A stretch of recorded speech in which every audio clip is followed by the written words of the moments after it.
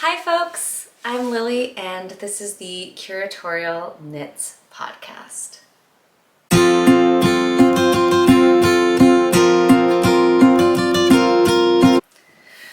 Welcome everyone, this is Curatorial Knits. I'm Lily, and if you are new here, I think there's quite a few new folks to the Curatorial Knits channel. I would just like to say welcome.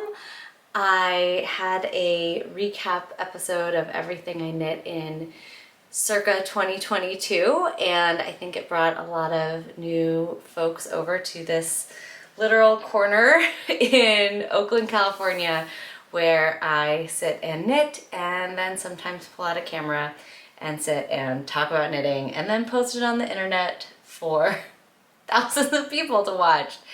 It's a trip. I'm so delighted you're here if you're new or if you're returning.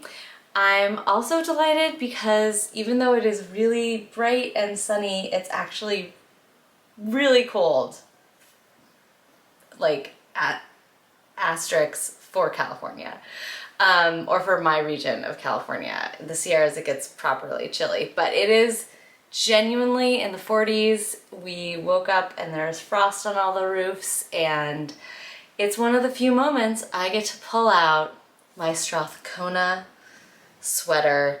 This is a big and bulky knit. It is super warm. I can just, honestly, it's so cozy. It's knit in, I don't know if they still make it. It's called Gentle Giant from Purl, Soho.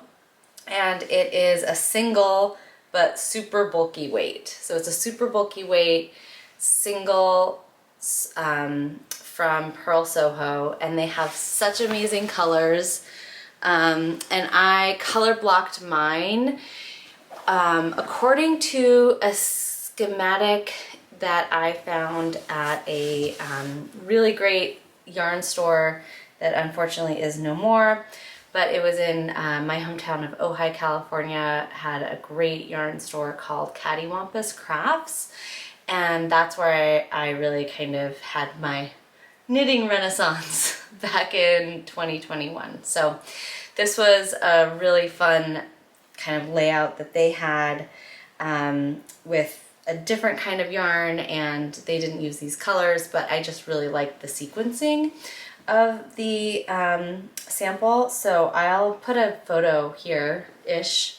This is usually my photo corner. It's usually actually a prettier tableau, but it's a little messy right now. It does have my coffee. I'm drinking coffee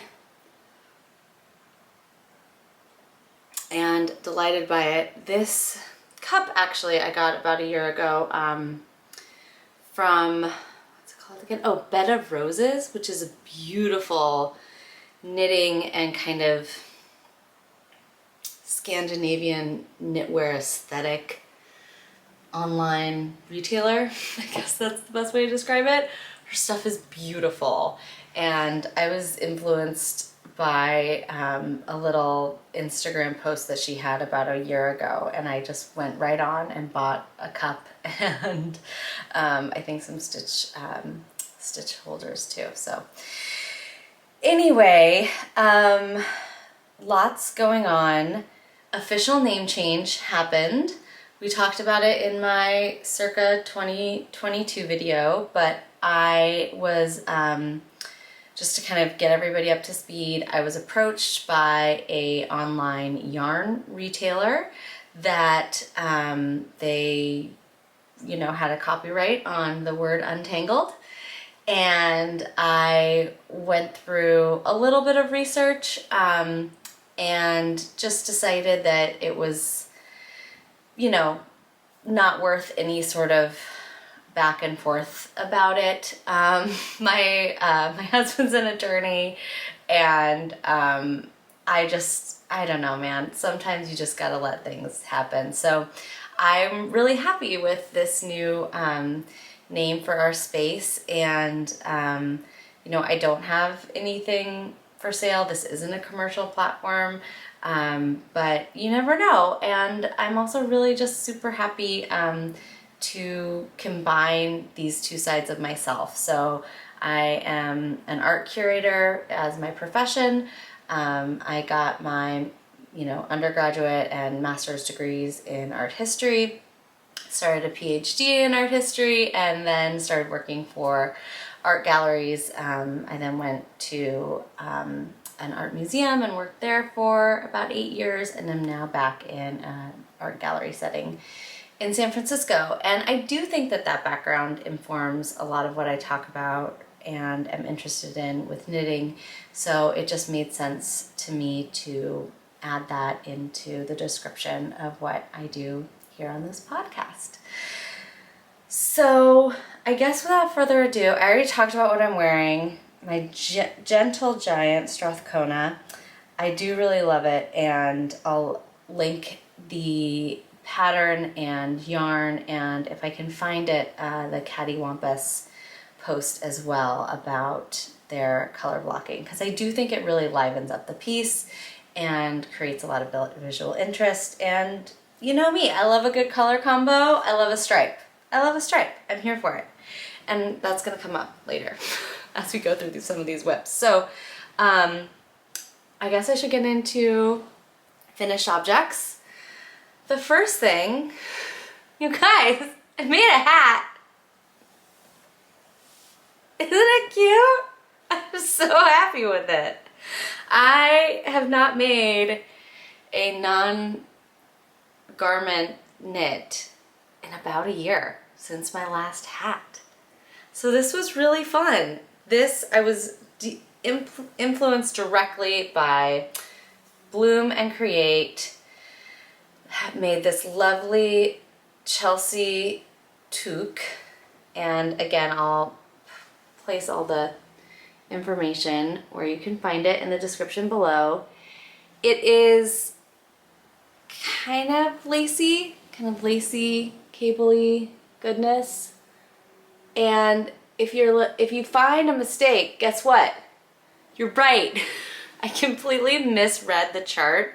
I thought I knew exactly what I was doing, and then it turned out I had misread the chart, and there's actually a missing kind of column of knit stitches that I think should be there, and then just pops up halfway through when I started reading the chart properly. And I thought about ripping all the way back, and then I thought I would not rip all the way back because it's consistent. At least it's in all of these little repeats, and it looks really cute. So I just went with it. This podcast also, I might say a lot, and that's because someone posted a comment on a very early podcast of mine. I think it was the second one I ever did, saying that they thought the podcast was beautiful, but that I had a lot of filler by saying and I really didn't need to do that.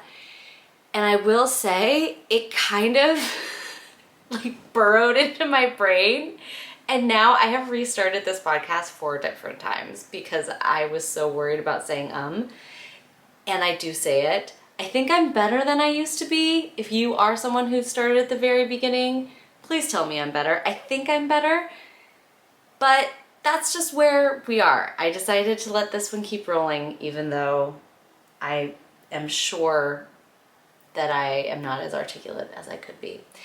And for that I say, this is me. This is where we are. So I am doing my best. That's what I meant by this is me. I love this hat. It was very straightforward, and except for my own misreading of the pattern, I knit this in leftover Seachange fibers, worsted Seachange, and it's so good. I held it with some leftover La Bien-Aimée Mohair from my Alpenglow, and it made such a nice, even just the ribbing. It's a really nice kind of, it's dark, but it's got those silk bits that really light up, and I'm just really quite pleased with it. And now I can't even find my mistakes.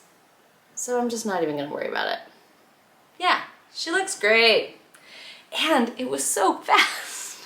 It was so fast. Hat knitting, who knew? It just flies by. So this was really fun, and I'm definitely, as you'll see in just a bit, I am on to some accessory knitting, and a lot of them. It's a whole situation.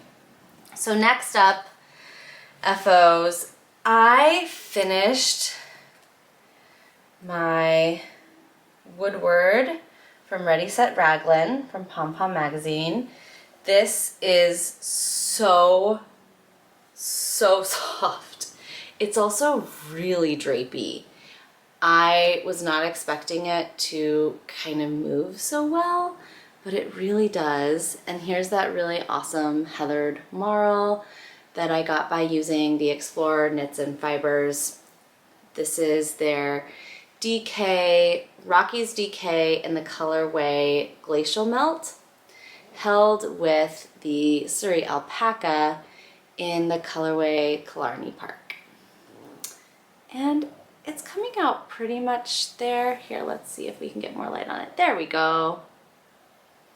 Yeah, it's really beautiful. I'm really glad that I'm gonna have this with me for an upcoming trip to Oregon, and also just to cozy up with. I have to say too, this color looks really good with jeans. It pairs really well with navy, so I love my kind of navy pairings, and this works really well. I have not blocked it yet, so I don't have any finished object photos of how it will actually sit. I do love the collar though. I'm really proud of how I kind of finagled this, and I think I might try it on another raglan another day. Like, really fun how this single, how I kind of pulled the single one into the raglan decrease stitch and then kept the others 3x3. Yeah, I just had a lot of fun with it. And I have no good reason why I haven't blocked it. I just haven't gotten to it. I think I had thought that I would block this actually with my next whip. So kind of perfect transition.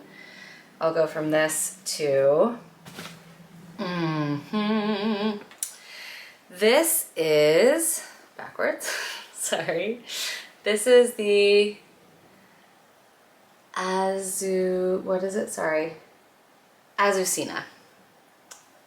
from the La Bien-Aimée worsted book, and I am so sorry, the designer's name escapes me right this moment, but I'll put it down in the comment or the description box below. And I've knit this in the Corrie worsted, which I purchased at the last Rose City Yarn Crawl in Portland, Oregon, and which I love. I really love this pattern. I am knitting the size 3 and it fits perfectly. I was a little worried because the short rows you don't do in the collar or in the color work, and so they come much later than I expected, but they worked out great. I mean, this yoke fits really nicely, like really well. And I don't know if it's the tension that I was able to get out of this fabric or the rate of increase, but it's fabulous. I'm seriously happy with the way that this yoke turned out. And now I'm just in stockinette land. I probably have about 3 more inches, and then I'm gonna do a fairly short rib, probably 2.5 inch of ribbing, and then get my sleeves done. And I don't know why I thought this would be on track to block with this. I think they're just very similar tones.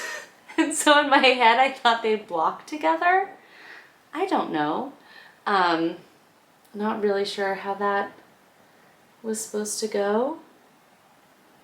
But there you are.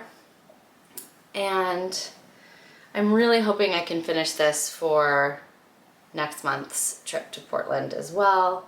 I think I should be able to. And hi, sorry, brief intermission there. I got a call from my little dude's preschool that he and another kid ran into each other. They're both very well, but because it involved another kid, they wanted to call and let me know. So it was very sweet. And I'm so appreciative of childcare providers. I don't work on Mondays, so I usually film my podcast on Mondays. And now that I'm not training for a marathon, I have more time, and it's really amazing. I'm so appreciative of the folks who are teachers for both my kids. They're such amazing humans, and I just honor and respect that work so much. So I just wanted to give them a little shout out. It was a really sweet phone call, and I'm glad my little guy is still running around, but that they called me and let me know he had a little bonk. Anyway, so I was saying that it had occurred to me to block these two together, even though this is nowhere near done, the Azucena, and it is such a great color work yoke. I really would like to make another one of these in a dark main color with super bright, like, primary colors. This is, I was debating in my last podcast the color choices, and I'm really happy with what I ended up with. And I think after blocking it will be even stronger. Yeah, just a really nice lower contrast, but I think still fairly present. And obviously I dig the tones. So this is one whip. Next, I want to talk about my test knit. So these are all, I think, brand new whips to the pod. And this is the Larneck sweater from, it's a little funky to try to share this way. Here we go. This is from Rebecca of the Creabea Knitting Podcast, and she has made a zipper sweater with half fisherman's rib or half brioche. You know, pick your poison, and it's so cool. First of all, the massive collar is really beautiful and dramatic and super satisfying to knit. And then the way that she has you pick up and blend, I'm gonna try to see if I can get the detail to come through. You can't really see it, but basically it looks very seamless from this collar all the way through to your shoulder edging. And it's a really satisfying construction. This for me was definitely one of those driving at night patterns, which is one of my favorite Annie Lamott quotes, this author who's local to Berkeley, amazing writer. And she talks about writing, and I think a lot of creative practices, as driving at night, because you can only see so far ahead of you, right? You can only see however far ahead your headlights can show you of the road, but you can drive for hundreds of miles that way. And isn't that just, sometimes there's a sense of mystery, I feel like, in knitting, where it's like driving at night. I can just see what's right there in front of me, but I can do that consistently over and over again and then reach this sense of conclusion or this destination. So this for me was especially the first side. Now that I know what I'm doing, I think the second side will be a little less mysterious, but just as magical when you start from a completely different point, like, what? Hello? And then end up with this actual, oh right, there's an armhole. Here, I'm gonna join in the round in just a second. So it's a really fun pattern. I'm knitting this also out of La Bien-Aimée. Apparently I'm just having a La Bien Aimee Corrie worsted moment. It is very, very nice. And I did go a little nuts for it when I saw it in person, and the colors are so rich and the hand is so lovely and it blocks and puffs up just beautifully. So it's great in color work, but for also beautiful in these textured patterns. It's a super spendy yarn, but it's also really nice. And I'm now really grateful that I splurged when I saw this at the Rose City Yarn Crawl, and I did have to supplement my purchase of this navy, this is the Winterfell color, with a bit more. And I'm really glad I did, because it just looks frickin' fabulous. So this was a really nice, it's a great project. I think it's a great project to highlight a woolly wool, highlight a fabric that is going to respond well to the stitch pattern and that will be able to stand up to a zipper. So that's the other side of this, y'all. I have no idea how to sew. Let me rephrase that. I can mend and I can put buttons on. I've never dealt with a zipper before. So I do have no idea how zippers appear in garments. None. I will be doing so much research. And I'm sure that the instructions from Rebecca will be awesome. She's such a great community leader, and I think that really comes out in how she runs her test knits. This is my second test knit for her, and it's really community driven. It's super supportive. There have been a couple different questions, but they've all been answered straight away and updates made to the pattern straight away. And I think there are now 2 people who have finished. So that's also pretty baller of them. I'm pretty far behind, but I think I'll be able to finish it on time. And I'm just delighted. Like I said, no idea how the zipper will go in. I'm sure the instructions are great, but I will also be doing a lot of reading and YouTube video watching. And if you have any pro tips on zippers and knits, yeah, put them below. I would love, I'm just gonna be looking at it all. I think I'm just gonna have to like really embrace my learning on that application. So that's the Larneck sweater from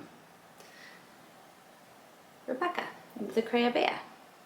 And I'm really excited for her too, just to see how, I don't know, she's really brought out a lot of patterns in kind of a short amount of time, and they all, I think, come from what she wants to wear. And so and this is actually kind of goes back to what I wanted to talk about with more of a thinking through where things come from, because curating isn't just about editing, right, or choices, but it's also about thinking about where things emerge from and tracking that and being aware of where things come from and what their references are inform how we understand them and what their meaning is in the world. At least that's how it is when it comes to art, right? And one of the things that I think is so wonderful about how designers approach their work is that a lot of times it's motivated by what folks feel comfortable wearing and making something that they want to wear. And by doing so, they present new ideas and new approaches to garment making. And then once those are kind of out in the world, that influences the other choices that folks make and the ways in which they're able to choose and envision their own garments, right? So I'm just so excited to see a designer who has come out with new visions and base that on who they are and what they want to wear, right? Because then that in turn creates this much more widespread reach of what's available and how other folks can imagine themselves, right? And project onto themselves these different garments and these different choices. So we as the knitter are both, we're kind of the end creator in a way, but what we're bringing into our creative practice also comes from a different place. So maybe that was a little rambly, but I just want to kind of appreciate that there's lots of different voices in our knitting, and there's lots of different perspectives that we get to bring in and mix up and then put back out into the world. So that's all. That's all. I do have one more sweater whip, and that is my Lento for the Let's Lento with Aimee, Palco, and Rebecca again. And I'm making my third. So this is my third Lento, and it's my third Lento in the same yarn from, this is Wandering Flock DK and the Wandering Flock's corresponding silk mohair. And Wandering Flock is a hand dyer from Brooklyn, and this is, I thought it was going to be a very straightforward situation. So I have made, as I said, 2 other Lentos, and I can throw up little images here. They were both striped, and they both used a lot less yarn than I thought they would. And they're really straightforward and kind of intuitive patterns. So I thought for my third, I'm just gonna make it a single color, and I'm gonna use this really beautiful dusty blue, which is one of my favorites. It's very icy and cool, but it's like, here, it's really neutral. It has a little teeny bit of purple, but it's mostly a really icy blue. And I was sure, I didn't even consider the fact that it was not the case, that I had 4 skeins of the DK. I was sure. No question in my mind. Like, not at all. I wound up 3, and I thought, oh, and the 4th one's in the bag with my leftovers from the other 2 Lentos. So I cast on, I started knitting, and I thought, you know, I really like how this fabric looks at a little bit of a tighter gauge, so I'll knit the raglans a little bit tighter, and then I'll go to a bigger needle size once I split for sleeves and have a kind of more open and airy portion below. And so I knit the whole yoke. It fits really nicely, and I finished the first ball, and I thought, oh, I'll just wind up that 4th ball of yarn. I don't have a 4th ball of yarn. I don't think I ever did. I absolutely do not have 4 balls of this yarn. And I 100% thought that I did, and I have no idea where I got that idea. It literally never even occurred to me that it would be possible for me to not have that yarn. And it's nowhere. It never existed. So now I'm on I have my 2nd of 3 balls of this yarn, and I'm going to knit as much of the body as I can with that 3rd ball, and then I guess weigh the 2nd ball and then keep weighing it to make sure I just use half for each arm. So that's option 1. Option 2 is pull out my leftover navy from my other striped sweater and do some stripes. And now is the moment. I feel like this would be the moment. So this would be like stripes basically right after the split for sleeves, and I think I would just do like a row of, like 3 rows, and then a good block of like 9 or 10 rows, and then 3 rows of this. And it might get me, and I might do that like 5 times. That's what I'm thinking. But my vision for this was not to do the stripes. I've done 2 other striped lentos, but maybe the world wants me to make a 3rd striped lento. I also still have my Marseille sweater banging around somewhere that I need to do. And that is also a stripe, that stripe placement would be very similar, though the look of the sweater is different. It would be much more oversized and kind of, you know, petite knitty. So I don't know. What do I do? If you all have thoughts, I would really, really appreciate them. I might be able to get away with doing a super cropped version and just knitting away with the rest of that ball of yarn and just see where I am. It knits up so fast that if it's really bad, I could always, you know, go back and then add the stripes if I really needed to. I don't know. Anyway, this like super easy intuitive project turned into a real think piece for me, and so I'm kind of letting it sit for a second, which is fine because I have a lot of stockinette to do on my color work yoke, and I have a lot of fisherman's rib to get through for my test knit. And in other whip news, I kind of teased that I was working on some accessories. But what accessories, Lily? What plural accessories would that be? And I'll tell you, there's going to be a new part of the podcast. I am lovingly referring to it as Cowl Town because I really haven't been gift knitting, as any viewer will know. I've knit some for my immediate family, and that's about it. And I have mentioned that the gallery where I work is very cold, and I mean, there's nothing cozier than a cowl.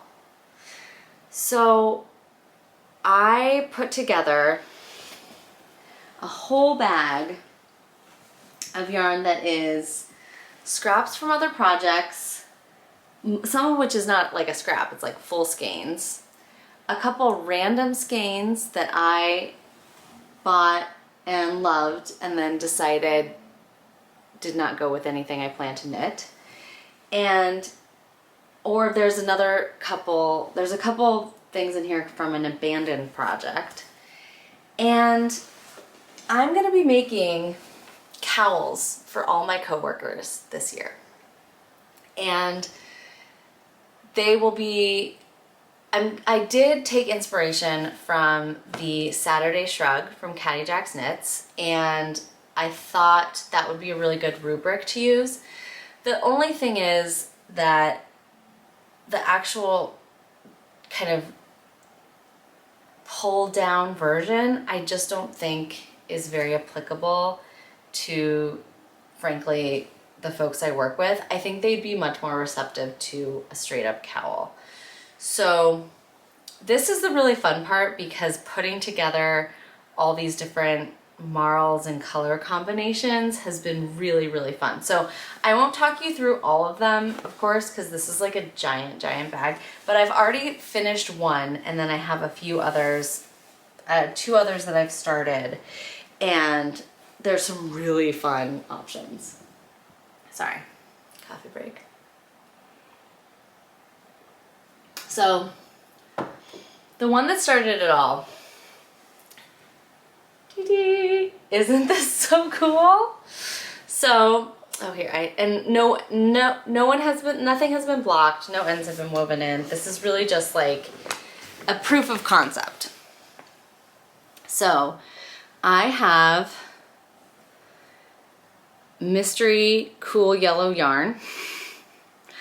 I have hand-dyed yarn. I think this is Woolberry Fiber Co. And I held this double along with a strand of yellow mohair that I don't even know why I got this yellow mohair, y'all. I don't even know if I showed it on the podcast. I was just like, oh, yellow mohair. And then this is leftover. I had a whole skein left over of the Glacial from this guy. And I held that with a light blue mohair. And I gotta say, I think it looks really cool. And I know exactly who I would give it to and who could wear it. I also made sure that the softest part is on top. And it's really simple, really straightforward. It's just a 1x1 rib tube, but genuinely super warm and kind of super cute. And I don't know, I think I'm just gonna make a ton of these. And some will be really big, some will be more narrow. They're gonna really depend on how much yarn I have, who the intended recipient is, where the intended recipient's desk is. Because this is for an intended recipient who's actually in the warmer part of the gallery. But for my good friend and art handler who's definitely in the coldest part of the gallery, sorry, that was a real fluff fest because it's totally unblocked, so whew. I am holding 4 strands of this insane lamb's wool from Camille Vaude, which I've heard is like, I mean, it's really nice. I got this for her fingering weight sweater forager, and I don't really want to make it, I decided. So I have a ton of this yarn. So I've also discovered that anything is a bulky weight yarn if you want it to be. So I'm holding 4 strands of this and then 2 strands of this really cool Magpie Fibers mohair. And let me come up with the name for y'all because I forget, and it's a cool name if I recall. Yeah, this is London Rain, and it is so stunning. I mean, this is why hand-dyed mohair is so awesome. Look at that. Isn't that amazing? How the browns and the teals, this like rust and ochre. I mean, it's so good. It's so freaking good. So holding this together with the gray is giving me such a cool fabric. See that? Isn't that amazing? And this is why hand knitting is so cool. Like, this doesn't exist, right? We get to just invent our own materials, which is so cool. And this is also just 1x1 rib, and it's gonna be much bigger and kind of beefier, and I think he'll even be able to kind of loop it around. So I'm really excited. I think he'll enjoy it. And there's that one. So I got on a kick about this, and then I casted on like 3 of them at once because it's really fun to think about all these different combinations. And the last one is the one I'm actually the most excited about. So this is, because I definitely will be doing a few of them in Nutidin. And so the makers of Nutidin on our Air sometimes send along these little, they used to be called Lucky Charms, and now I think there's a Swedish word that they use, which I don't know how to pronounce, but it kind of means the same idea, gifts from the fairies. And, oh, this one ran away. So what I did, and I'm gonna put a picture here of the 2 original plates, and I marled these 2 plates together. One, they're both color changing, and one goes from a kind of wheat colored neutral to a cream, almost stark white. And then the other one goes from a bright kind of saturated green all the way to a bright red. And so I marbled them together and created this really fun ball, and I'm holding it together. Isn't this so cool? I just love it. And again, it's just a neck tube. It's not like rocket science, but because of the color change and the marling, I think it's just, I don't know, maybe it's not coming across very well, but it looks really cool. And it looks really special and unique, and I think the person this is intended for will really love it. And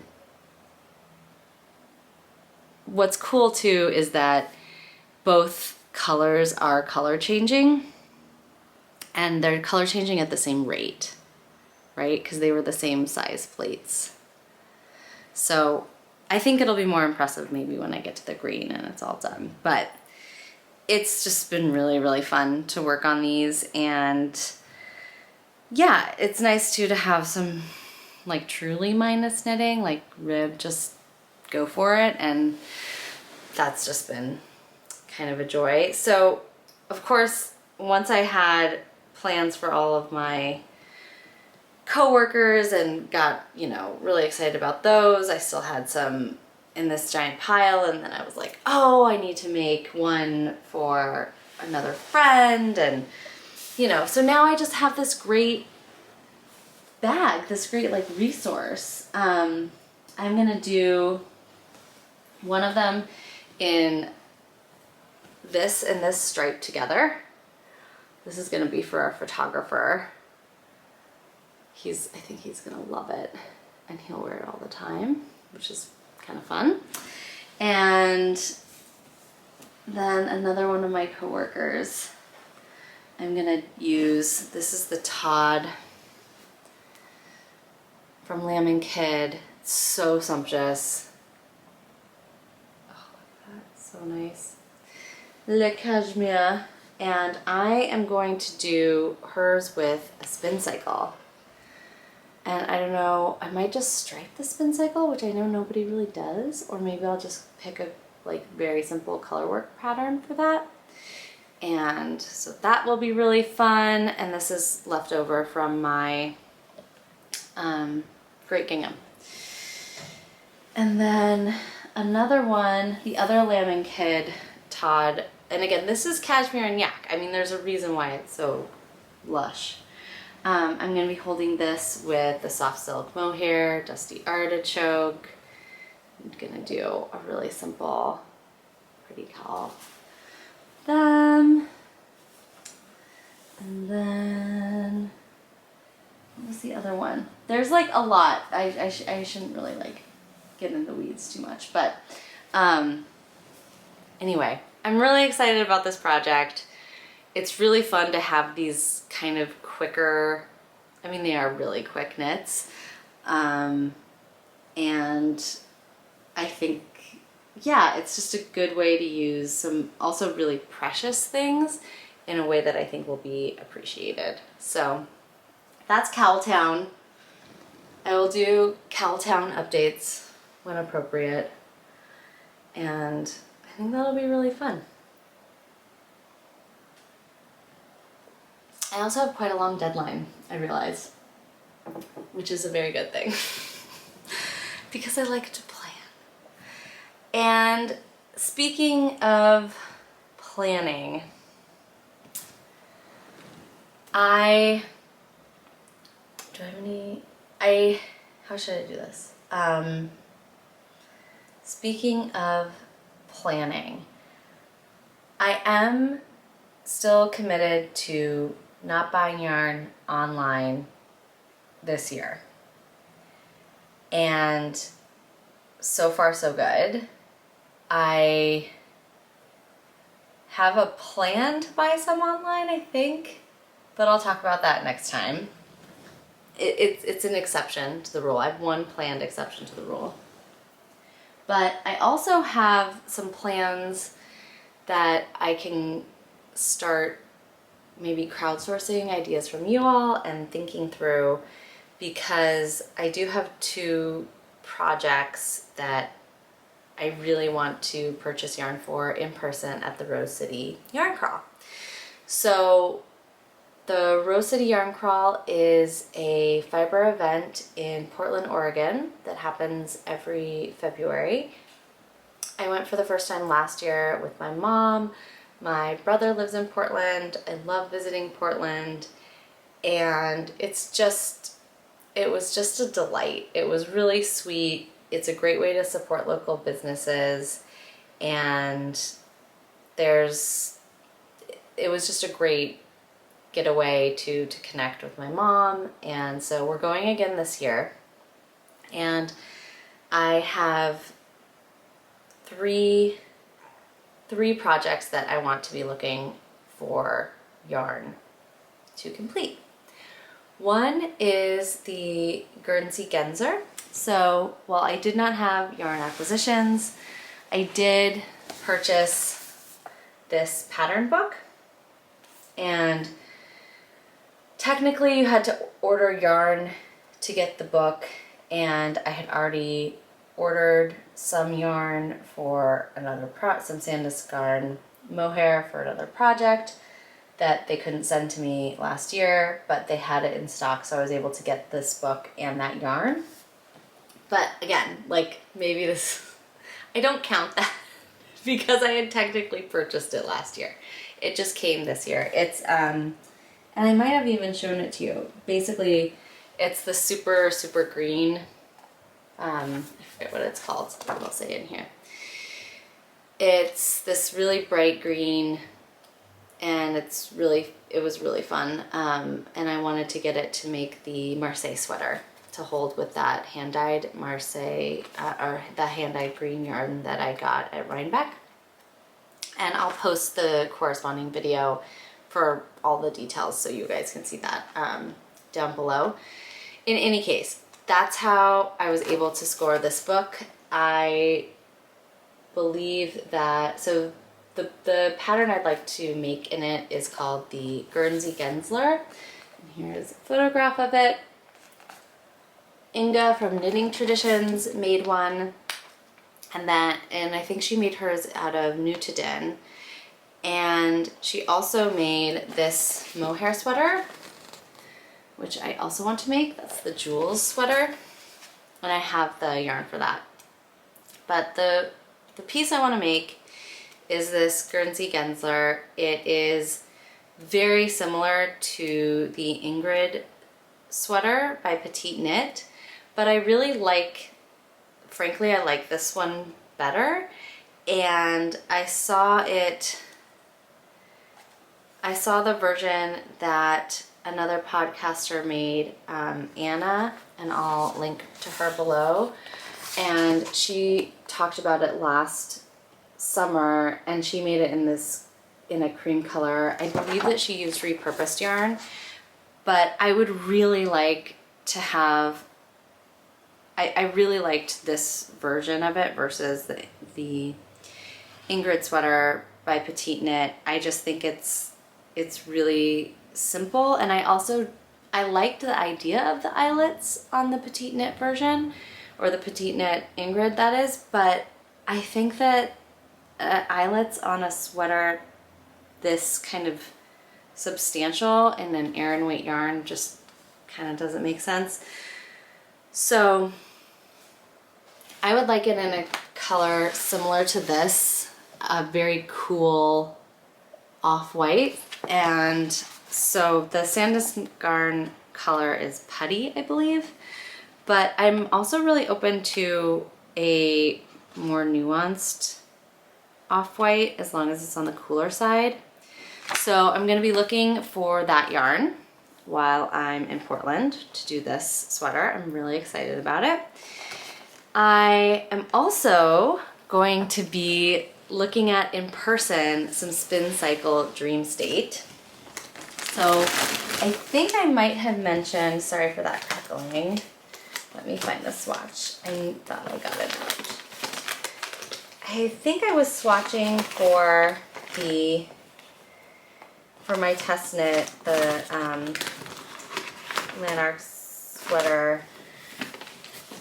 I was swatching for that last time we spoke, and so, here it is. So I was debating between here's the other one. No, oh, I just have it here. Okay, sorry. So I was debating between using the Corrie worsted, which is here. Oh wait, that's the inside, so you don't want to see that. There we go. So this is the Corrie worsted. Ta-da! Oh, that does look really good. It's very polished, but I had also gotten this really cool tweedy yarn, and it's thicker. It's not, there you go. It's not a great candidate because of the different textures. It's not a great candidate for half fisherman's rib because it's not super consistent, but it has super great flashes and neeps in it. And so, and it's a worsted weight, which is what Dream State is, and it's something tweed. Here it is. Here it is.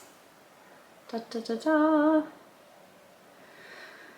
So I had gotten this as a potential in December for the test knit, and instead of using it for the test knit, I thought it would be a really great candidate for the Trinnigan by Andrea Mowry, which is a oversized cardigan, like a car coat almost.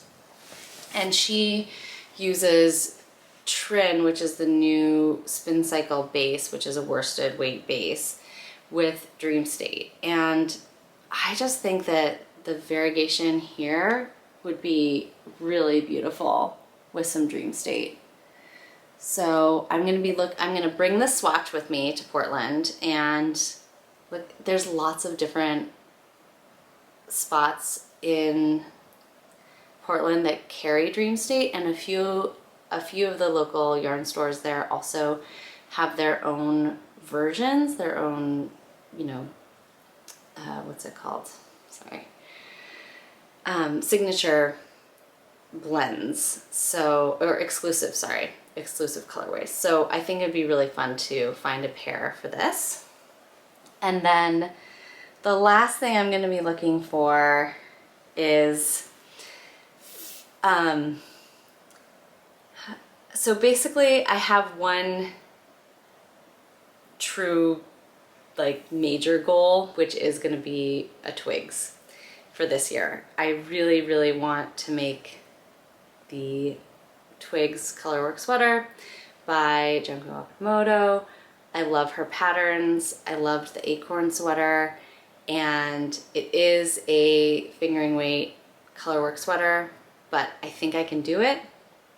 And I have a little crew now that I've basically strong-armed community of accountability with Aimee Palco and Jackie and Carmen.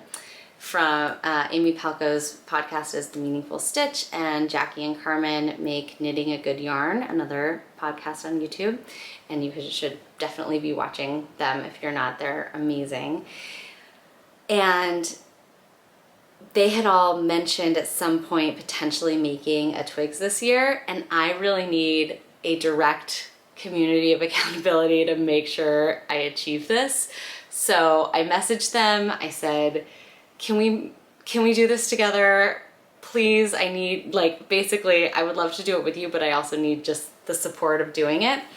So I started laying out potential color schemes. I do think I want to use I think it's called the Magic Ball method, but I'm going to be doing that with my Spin Cycle scraps. So one of the things that I found most enjoyable about knitting last year was actually making my giant Frankenstein slash Frankenstein ball of yarn for my metamorphic sweater.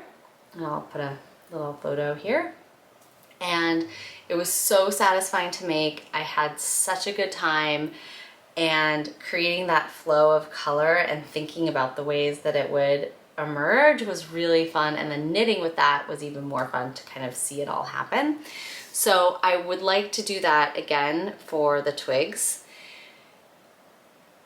And so I started laying those out in general and then looking at my options for a main color. And I do have options, including a really great fingering weight lamb's wool dark navy, and it would be fine.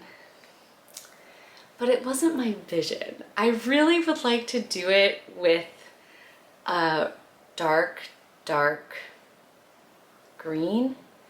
And maybe it's because the pattern's called twigs, but I just have this vision that it should have lots of green in it.